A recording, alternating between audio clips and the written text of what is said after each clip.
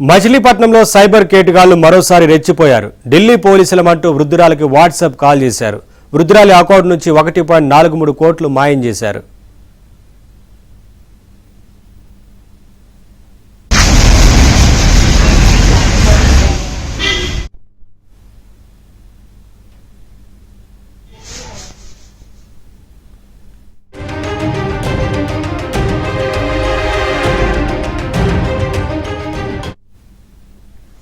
గత 2 నెలలుగా ఢిల్లీ పోలీసులమంటూ వృద్ధురాలికి సైబర్ నేరగాళ్లు వాట్సాప్ వీడియో కాల్ చేశారు.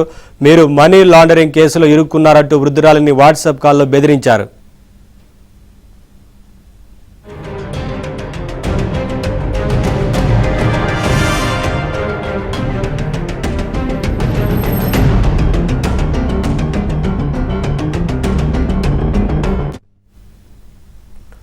సుప్రీంకోర్టు చీఫ్ జస్టిస్ పేరుతో కూడా సైబర్ నేరగాళ్ల వీడియో కాల్ మాట్లాడారు. ఆస్తులు, అకౌంట్లలోని డబ్బులను కోర్టుకు అటాచ్ చేయాలని నేరగాళ్లు నమ్మబలికారు. దీంతో 3 విడతలుగా తన అకౌంట్లోని 1.43 కోట్ల నగదును వృద్ధురాలు ట్రాన్స్ఫర్ చేశారు.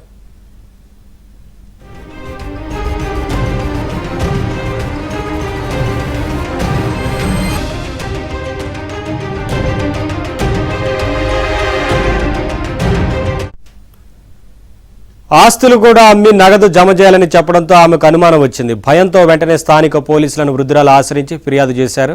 ఆమె ఫిర్యాదు మేరకు పోలీసులు కేసు నమోదు చేసి దర్యాప్తు చేపట్టారు.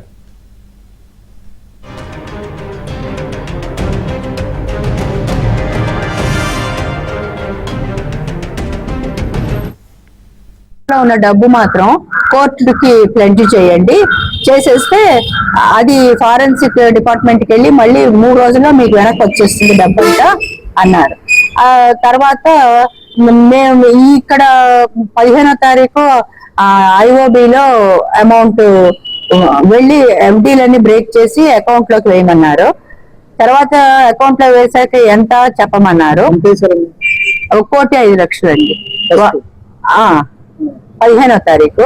అది వాళ్ళేమో ఏం చేశారంటే ఒక నోటరీ సర్టిఫికెట్ పంపించారు, కోర్టుకి జమా వేయండి అని. అది అడ్రస్ అన్ని కూడా పంపించారు, వాళ్ళు అకౌంట్ నంబరు అన్ని కూడా. కోర్టుకని డైరెక్ట్ గా చెప్పకూడదు, బ్యాంక్ మేనేజర్ కూడా తెలియకూడదు, బ్యాంక్ ఎంప్లాయీస్ కూడా ఇందులో ఇంప్లికేట్ అయి ఉన్నారు. అక్కడికి వెళ్ళి మీరు ఏదైనా అనుమానాస్పదంగా ప్రవర్తిస్తే ఎవరైతే మనీ లాండరింగ్ చేస్తున్నాడో వాడి మనుషులు మీ ఇంటి చుట్టుపక్కలే ఉంటారు, వాళ్ళు వచ్చి మిమ్మల్ని అటాక్ చేస్తారు. బ్యాంక్ లో కూడా అటాక్ చేస్తారు. మీరు బ్యాంక్ లో ఉన్నప్పుడు ఏదైనా అనుమానాస్పదంగా అంటే మేనేజర్ ని అలర్ట్ చేద్దామని ట్రై చేస్తే ఇంట్లో ఉన్న వాళ్ళ మీద అటాక్ చేస్తారు. మీ వాళ్ళకి ఎవరికన్నా ఫోన్లు చేస్తే ఆ మనీ లాండరర్స్ వాళ్ళని అటాక్ చేస్తారు. వీళ్ళు ఎలా చెప్తున్నారంటే ఎవరో మిమ్మల్ని అటాక్ చేస్తారు, మేము మిమ్మల్ని ప్రొటెక్ట్ చేస్తున్నాం.